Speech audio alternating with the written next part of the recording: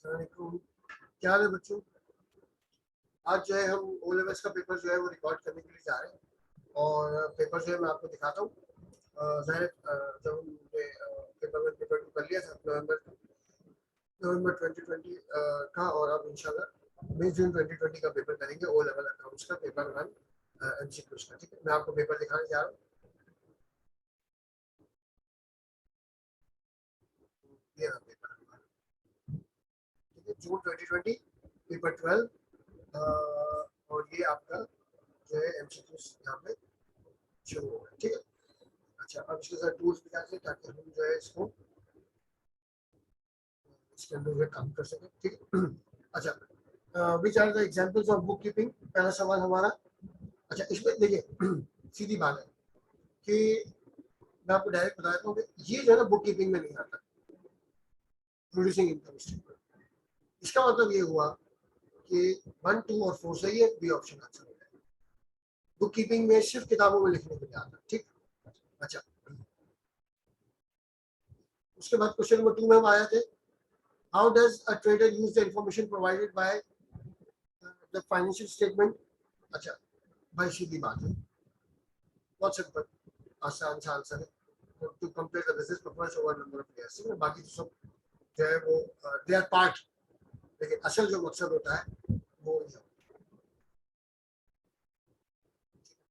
अच्छा अब a trader bought new fixture, he paid half the purchase price in cash and agreed to pay the balance in 2 months. How does this purchase affect the accounting equation? ठीक है ना। अच्छा fixtures अगर आपने खरीदे हैं तो ये दो ऑप्शन तो बेकार हो गया, ये दोनों ऑप्शन बेकार हो। ठीक है, और ये जो है अच्छा अब इसका मतलब है कि एसिड या दोनों इंक्रीज होगा, या तो सी हो सकता है या डी हो सकता है। ठीक है ना, तो अगर उसने जो है अच्छा अब मैं क्या करता हूँ, मैं आगे देखता ही नहीं, वैसे ये देखता हूँ इंक्रीज होगा एसिड, और इस पूरी अकाउंटिंग इक्वेशन के अंदर ओनर का कोई काम ही नहीं, नो इफेक्ट। इसका वही वाला सिंपल। आगे चलते, तो मेरे नाम का सवाल। On 2nd April, Nina received a check from Zafar, a credit customer. On 12 April, the check was returned and paid by the bank. What entry would Nina make on 2nd April? ठीक है, अगर cheque bounce हो गया तो ये entry बनेगी, जफर दोबारा debit हो जाएगा। ठीक है, तो इसका जो है वो कौन सा क्वेश्चन था, क्वेश्चन नंबर 4। अच्छा 4 के बाद हम आ जाते हैं 5 पे। अच्छी तरह 5 पे आ गए। Dan is a trader. On 1st April, Cindy accounts in N ledger shows a credit balance of 520. The following transaction took place: and returned goods 30 to Cindy and bought goods to Cindy and paid in cash. Which statement about the balance of Cindy's account in ledgers? And अच्छा अब ये जो बहुत simple सा सवाल है क्योंकि इसमें कैलकुलेशन है। ठीक है, 520 जो है क्रेडिट बैलेंस है। ठीक, अच्छा उसके बाद जो है 30 का रिटर्न हुआ, इसका मतलब है 490 जो है वो पे करने। अच्छा 210 हमने बॉट किए लेकिन वो तो कैश पे किए, इसका कोई ताल्लुक ही नहीं। बाकी रह गया 490, तो जो है हमें एन को जो है सिंडी को पे करने हैं 490 का, एन ओ सिंडी 490। अच्छा क्वेश्चन नंबर 6 पे आ जाते हैं। Goods bought on credit from Tumelo by Tumelo from Tobago are returned before they are paid for. Tumelo keeps a full entry double entry system. Where will Tumelo record the goods of return? देखो टोमेलो ने खरीदा है तो टोमेलो कहाँ record करेगा,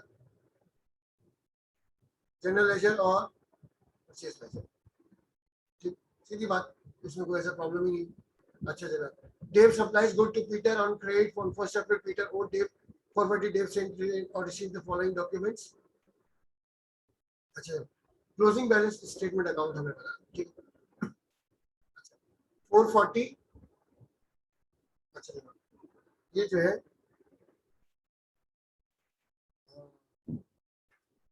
440 का balance था। अच्छा उसमें से एक और इनवॉइस आई 360 माइनस 440 माइनस, ये जो है तकरीबन आपका आ जाएगा B option answer 310। Debit note और क्रेडिट नोट को एक ही दफा काउंट करना है, दो दफा काउंट नहीं करना, बस के साथ रखिएगा। ठीक, अच्छा, अब आ गए क्वेश्चन नंबर 8 पे। A business sold goods with a list price of 50 is the terms of trade were trade discount more than 20 item 10%, cash discount if paid were within 30 days 4%. How much was received in settlement from a customer who bought 25 items paid after 35 days? अच्छा, इसका मतलब ये हुआ कि 25 items हमने उसने खरीदे तो 50 के हिसाब से इसकी पेमेंट बनती है 1250, लेकिन 90% पेमेंट बनेगी 1125 की। ठीक है। अच्छा, अब उसमें मसला क्या आ रहा है कि उसने जो है एक डिस्काउंट अवेल किया, दूसरा नहीं किया, तो 1125 की पेमेंट खत्म हो गई। अच्छा, Paul rents premises from John and page the rent by credit transfer, how this will be recorded? अच्छा, जॉन कैसे रिकॉर्ड करें? जॉन के लिए क्या है, रेंट रिसीवेबल है और क्रेडिट ट्रांसफर से आ गया तो बैंक डेबिट होगा और रेंट रिसीवेबल जो है वो क्रेडिट हो जाएगा, बस सिंपल है। अच्छा, सीधा discount receive from sale which had been entered in the sales account. तो अब सेल्स रिटर्न मतलब सेल्स की जगह सेल ऑफ फिक्चर की जगह सेल रिकॉर्ड हो गया ना, तो हम क्या करेंगे?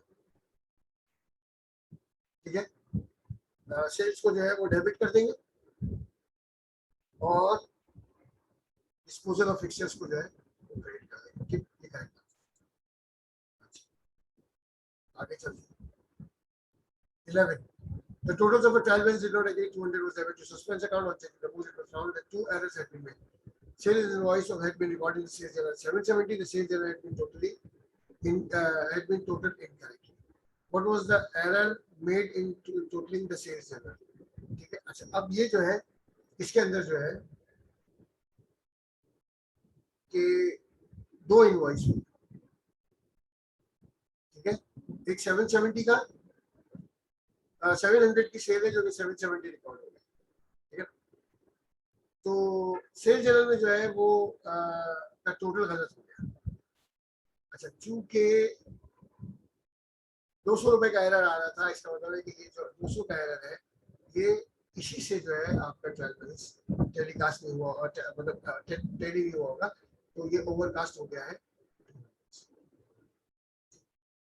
अच्छा, the income statement of business showed a loss for the year 16,000. Checking the books, following error but discovered no adjustment has been made for insurance prepaid.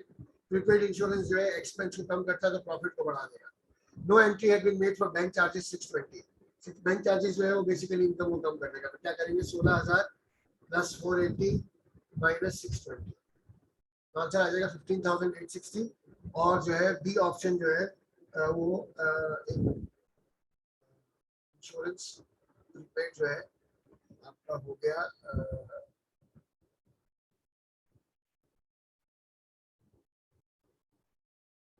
Loss जो है उसको हम लेंगे माइनस में, आ जाएगा माइनस 16,000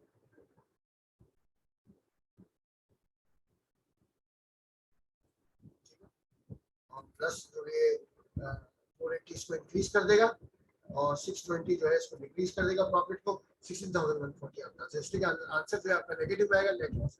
अच्छा, उसके बाद आ गया आपका question number 13। What would result in cash book balance being lower than the balance showing on the bank statement? अच्छा, कि cash bank balance lower bank से कम होगा, बैंक से कम होगा। Check receive from customer not recorded in the bank statement. अच्छा, ये तो नहीं हो सकता, बैंक स्टेटमेंट में रिकॉर्ड नहीं किया। अच्छा, customer cheque dishonoured by the bank, customer cheque dishonoured by the bank appeared only in the bank statement. तो ये जो है बैंक स्टेटमेंट के अंदर जो है वो बैंक स्टेटमेंट को कम कर रहा होगा, बैंक स्टेटमेंट को बढ़ा नहीं रहा होगा मेरे हिसाब से। अच्छा, payment by customer that was not recorded in the cash book, हाँ ये आंसर हो सकता है। कैश बुक जो है वो आगे हो, बैंक स्टेटमेंट जो है आगे हो, कैश बुक पीछे हो जाए, ये रीजन हो सकता है। सी इज द आंसर। अच्छा, स्टैंडिंग ऑर्डर की अगर पेमेंट करते हैं तो बैंक पीछे हो जाएगा और कैश बुक जो है वो आगे हो जाएगी। ठीक है ना, तो बैंक कैश का बैलेंस कम हो जाएगा और कैश का बैलेंस बढ़ जाएगा। लेकिन ये सवाल ये है कि कैश का बैलेंस जो है वो कैश बुक को पता नहीं होता स्टैंडिंग ऑर्डर का ना, वो बाद में रिकॉर्ड होता है। ठीक है। अच्छा, Tembi is preparing her sales as a control account. She needs to know the total for goods which have been returned by credit customer, the amount owed by credit customer which had been written off as a record. Where she can obtain this information? अच्छा जनाब, ये जो है total for goods which have been return, trade customers की जो return हुई है वो तो हमें पता चलेगा सेल्स रिटर्न जनरल में, ठीक है, सेल रिटर्न अकाउंट में। और इरिकवरेबल का हमें पता चलेगा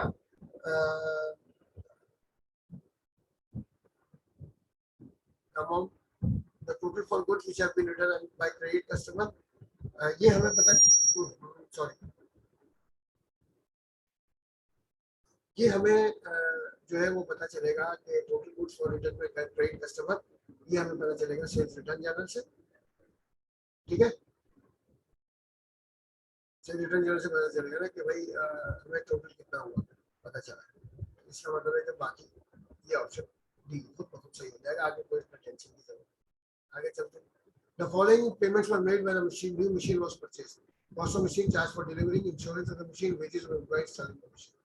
अच्छा, how much was the capital expenditure? बहुत सिंपल है, देखो जो चीज एक दफा होगी ना बस वो कैपिटल एक्सपेंडिचर 32,000 प्लस 1800 प्लस 1300, ये जो है आपका टोटल बन जाएगा 35,100, ठीक है। इंश्योरेंस ऑफ मशीन जो है वो रेवेन्यू एक्सपेंडिचर है क्योंकि ये बार बार होता है, इसलिए इसको हमने यहाँ छोड़ दिया। अच्छा जनाब 16 पे आ जाओ। A non-current asset was depreciated at the end of the first year of ownership using the straight line method based on the following information, ठीक है जनाब। अच्छा, cost 20,000 working line. What is found in the reducing balance method at 30% per unit? What was the effect on the profit for the year of correcting this error? अच्छा जनाब, अगर इस error को correct करते हैं, ठीक है, तो देखते हैं कि इसका इसका डिप्रिसिएशन आएगा 4,000, ठीक है ना। इसका डिप्रिसिएशन जो स्ट्रेट लाइन मेथड से आ रहा है 4,000, 4,000 पर, ठीक। 20,000 माइनस 16,000 4 से डिवाइड करेंगे 16,000 आ जाएगा। 16,000 मतलब 16,000, 16,000 को 4 से डिवाइड करेंगे 4,000 आ जाएगा। अगर 30% निकालते हैं कॉस्ट पे तो वो तो कॉस्ट पे निकलेगा, तो वो बनता है 6,000, ठीक है। तो आपका प्रॉफिट जो है वो डिक्रीज हो जाएगा 2,000 से। What would be the effect of on profit? Profit आपका डिक्रीज हो जाएगा 2,000 से। राउंड पड़ा हुआ था, ठीक। अच्छा जनाब, Elsevier purchased a motor vehicle costing around first rate is equal to 40% of the what generally records the depreciation for the year on 31st December. 40% depreciation है reducing balance method से 1 January 2018 और depreciation record हुआ 31st December 2019, यानी दूसरा साल। बात समझे, twist क्या है, दूसरा साल है मशीन का। अच्छा, तो पहले साल का डिप्रिसिएशन निकाल लो, 8,000 मल्टीप्लाई बाय 40%, 3,200 होगा। अच्छा, 8,000 में से इसको माइनस कर देंगे, 8,000 माइनस 3,200 प्लस 4,800 में जाएगा, उसका 40% निकालेंगे तो कितना बनेगा? मेरे कैलकुलेटर ने काम करना बंद कर दिया।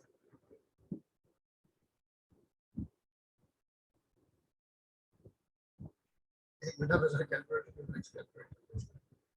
मेरे कैलकुलेटर ने इस पे काम करना बंद कर दिया। अच्छा, ये जो है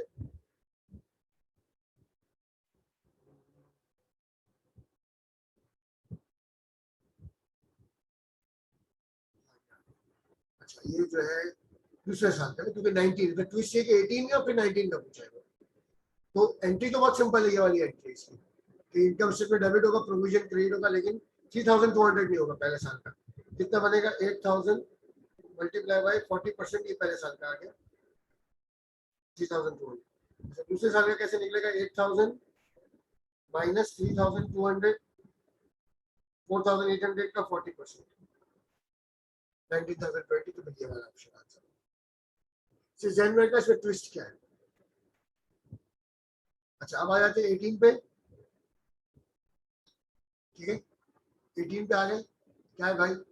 As financial year ends on 31st December, the balance of our books 1st January 2020 included the following. commission receivable 250 debit, rent receivable 500 credit. Okay, what does this represent?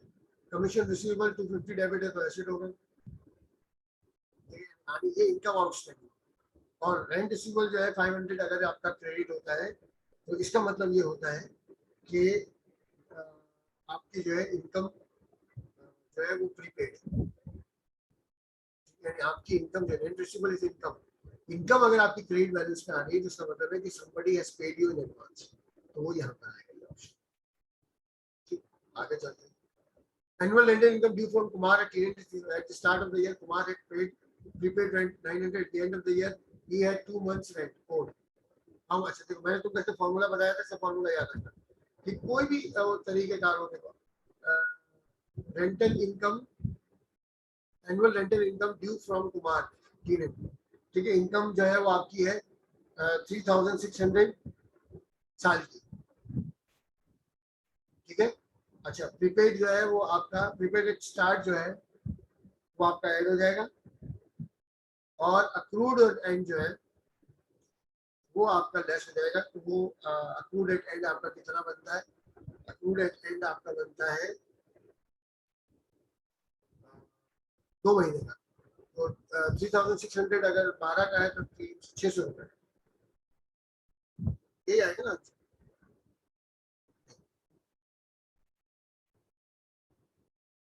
ये जो है, अच्छा अब जो है ये देखेंगे कि इसमें रेंट जो है वो रिसीव करना है पूरे साल का 3600, उसमें से 900 हमें रिसीव हो चुका है ऑलरेडी, और 600 हमें रिसीव नहीं हुआ, तो ये जो है ये ऑप्शन हमारा आंसर बन गया। अच्छा जनाब, उसके बाद आता है 20 पे जब हम आते हैं, 20 पे जब हम आते हैं तो हमारे पास आता है joins inventory of 31st December, it was discovered that goods 100 had not been included, goods 150 had been included at NRV of 212, ठीक है ना। तो अगर हमने 4800 हमने, what was the effect of incorrect inventory valuation Joe's financial statement on 31st December? अच्छा, इसका financial statement में जो है वो क्या असर पड़ेगा, ठीक है ना। फाइनेंशियल स्टेटमेंट अगर उससे रिकॉर्ड नहीं, तो इसका मतलब हुआ कि आपकी जो इन्वेंट्री की वैल्यू है उसमें कितना पैसा जो है कम है, 4800 प्लस 100, ठीक है, और -210 प्लस 170, 4860 का डिफरेंस आ रहा है, ठीक है। 60 का जब डिफरेंस आएगा तो इसका मतलब है कि आपका प्रॉफिट 60 से कम हुआ है, कम हो जाएगा ना, क्योंकि आपकी इन्वेंट्री जो है बढ़ेगी, इन्वेंट्री बढ़ेगी तो प्रॉफिट को,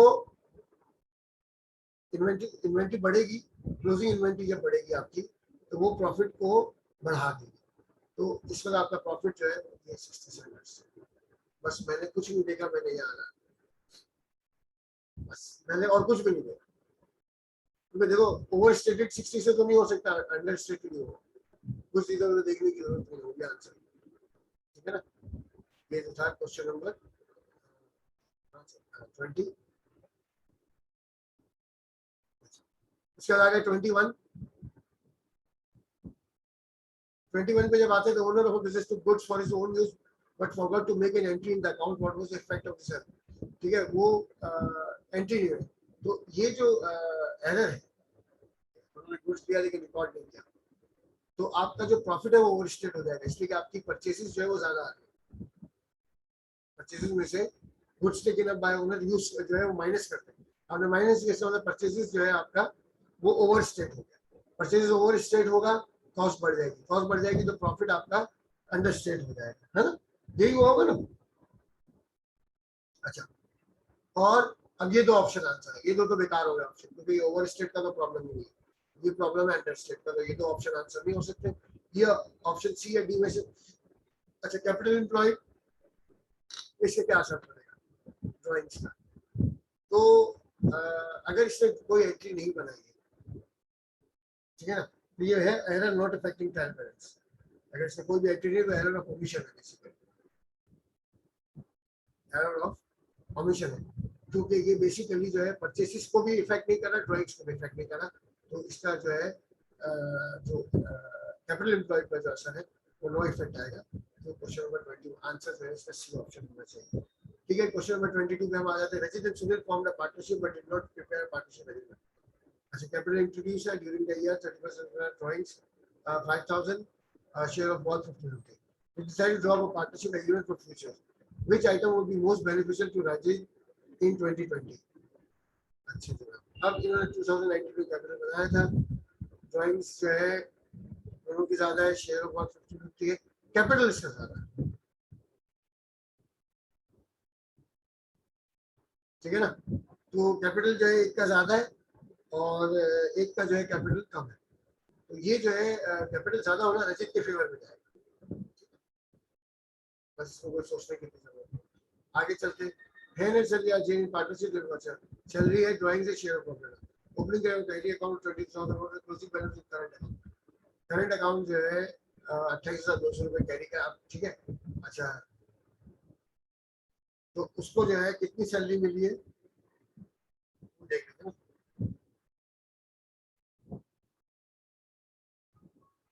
सैलरी है 28,200 से कैपिटल इसका करंट अकाउंट स्टार्ट हुआ है। सैलरी इसको मिली 8,000 प्लस हो जाएगी। ड्राइंग्स जो है वो इसकी 2,800 माइनस हो जाएगी और प्लस हो जाएगा शेयर ऑफ प्रॉफिट 4,600। तो ये हो जाएगा तकरीबन इसका कितना बन जाएगा 38,000।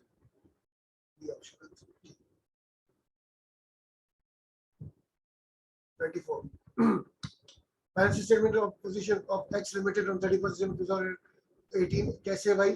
ऑर्डिनरी शेयर कैपिटल है, जनरल रिजर्व है, retain earning 8%, profit for the year 30 what is dividend paid total 10,000, what was total equity on 31। अच्छा, इक्विटी जो है टोटल कितनी होगी? तो 40,000 जो है आपका शेयर कैपिटल ऐड होगा इक्विटी में, फिर प्लस होगा जनरल रिजर्व 8,000।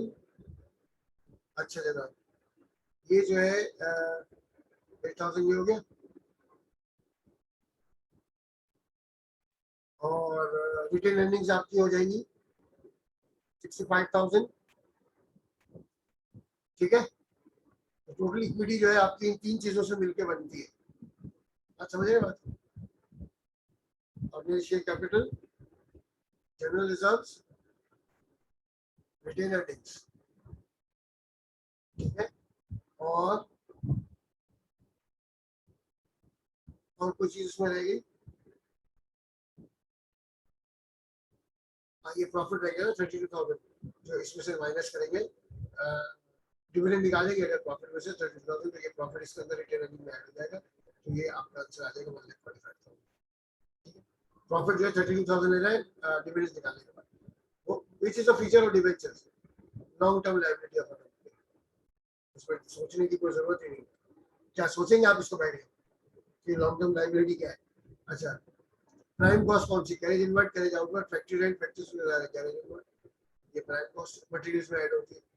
ठीक है, अच्छा इसके बाद 27 में क्या दिया इन्होंने? फॉलोइंग इंफॉर्मेशन दिया हुआ है। प्राइम कॉस्ट है फैक्ट्री ओवरहेड से opening working closing, factory cost of production में आपको निकालनी है। ठीक है, तो प्राइमरी कॉस्ट आपके पास है 2,36,000। अच्छा, प्लस 42,000 आपका आ गया 194, ये आ गया total manufacturing cost. Opening work in process add होगा, क्लोजिंग वर्क इन प्रोसेस जो है वो लेस होगा। तो 1 लाख या सॉरी सॉरी एक मिनट, मैंने 42,000 को माइनस कर दिया, प्लस 42 प्लस 8,000 माइनस 6,000, ये जो है आपका 2,80,000। डी ऑप्शन जो है आपका आंसर आ जाएगा 27 का डी। अब आते हैं next page 28। Trade receivable start of the year, end of the year, cash receivable, trade receivable, sale or credit sale. हां हां, बहुत ही आसान। अच्छा, इसमें जो है कंट्रोल अकाउंट जो है, अच्छा ये सवाल है, ये तो बहुत ही आसान है।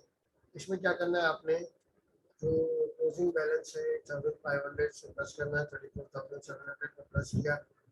अच्छा, बैंक टैक्स को प्लस कर दिया और 185 को प्लस कर दिया, आंसर आ जाएगा 43,585। माइनस ओपनिंग बैलेंस को लेस कर दिया, सेल्स फिगर आया 38,585, आपका डी ऑप्शन आंसर हो गया बिना इसमें कोई परेशानी नहीं। 28 का जो है वो डी ऑप्शन आंसर हो गया है। ठीक है, अच्छा उसके बाद आ गए हम 29, 28 इसी पेज पर। 29 में क्या है, रेवेन्यू ओपनिंग मार्कआउट गवर्नमेंट जो service what were the purchases पता करते हैं। अच्छा अब इसमें जो हमें डेटा दिया हुआ है इससे हमें क्या पता चलेगा, पता है कॉस्ट ऑफ सेल्स पता चल जाएगा। नहीं बट हम कॉस्ट ऑफ सेल्स तो हम आराम से निकाल सकते हैं। ये जो रेवेन्यू आपका ये 150% है बट कॉस्ट का 90,000 जो है वो कॉस्ट का 150% है। ठीक है, तो उसको मल्टीप्लाई बाय 100 डिवाइडेड बाय 150 करेंगे तो आपकी कॉस्ट प्राइस रहेगी 60,000, आपकी कॉस्ट ऑफ सेल्स है। कॉस्ट ऑफ सेल्स में से क्लोजिंग इन्वेंटरी जो है वो ऐड कर देंगे 2000, ओपनिंग इन्वेंटरी माइनस कर देंगे 8000, तो 70,000 जो है क्या आ जाएगा आपका, और इसमें से 7,000 जो है वो ओनर के ड्राइंग माइनस कर देंगे, 63,000 जो है वो आपके पास आना चाहिए परचेजेस 29 का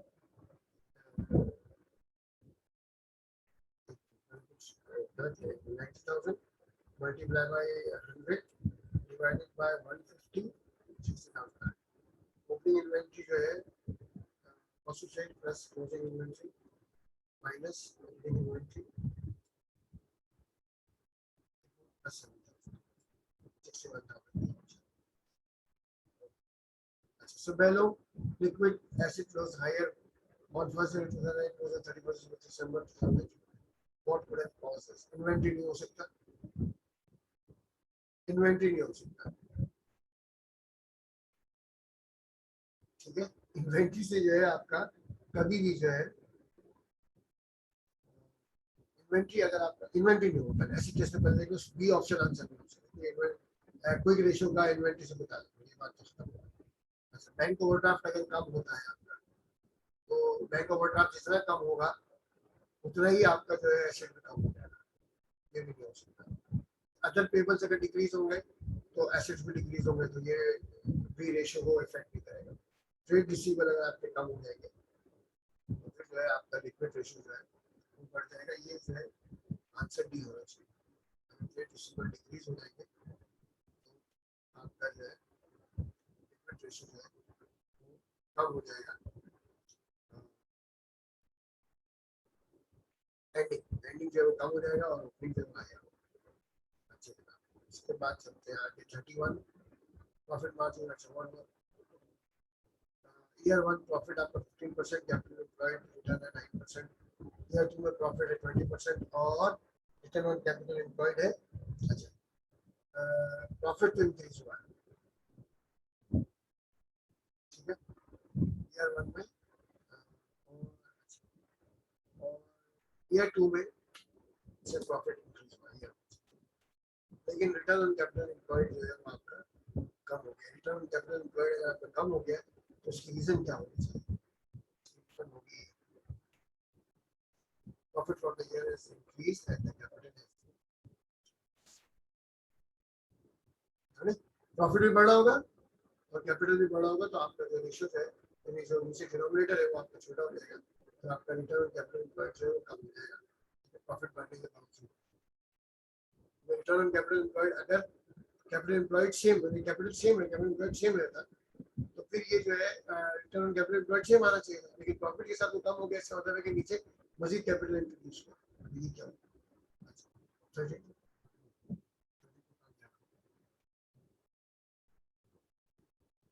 अकाउंटिंग रेशियोज में कौन इंटरेस्टेड होता है, एक्सटर्नल पार्टीज में कौन इंटरेस्टेड होता है, गवर्नमेंट आपके रेशियोज में इंटरेस्टेड होती है, no way, no question about it, investor आपके रेशियोज में। At the end of the financial company did not account for unused stationery valued at $50. What accounting principle did the company apply? ये जो है unused जो है वो actually materiality concept का है। लेकिन अभी $50 की चीजों को जो है हम कहाँ पे जो है संभाल के करें। अच्छा ट्रेडर और balance of trade customer account है जीरो। अच्छा ये जो है basically prudence concept, trade customer को जब भी आप ये जो बैड डेट्स वगैरह जो आते हैं ना एहतियात के जितनी एहतियात आप जो करते हैं वो सारा के सारा प्रूडेंस कॉन्सेप्ट करता है, एहतियात से। आखिरी क्या है अच्छा, a company liability to apply the accounting objective of comparativity in preparing its finances. What is the effect of this on the interested party? They can be sure the information in the finances up to date. They can identify similarities in the financial statement of other business.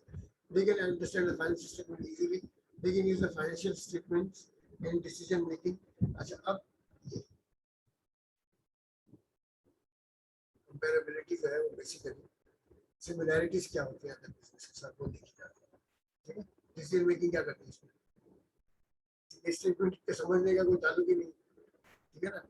और up to date का भी कोई मसला नहीं, उनको सिर्फ होता है कि समझना होता है कि अभी चीजें अच्छा नहीं, वो बिजनेस की कौन सी चीज मैच करती है, ठीक है?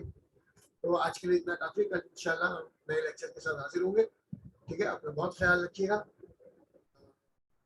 कोई भी चीज, कोई सजेशन हो, कोई चीज पूछनी हो तो मैं हाजिर हूँ। चैनल को सब्सक्राइब करें ताकि नई नई वीडियोस का आपको पता चलता रहे। इंशाल्लाह बेहतर से बेहतर की तरफ जाने की कोशिश करें, ठीक है? अपना ख्याल रखिएगा। अल्लाह हाफिज।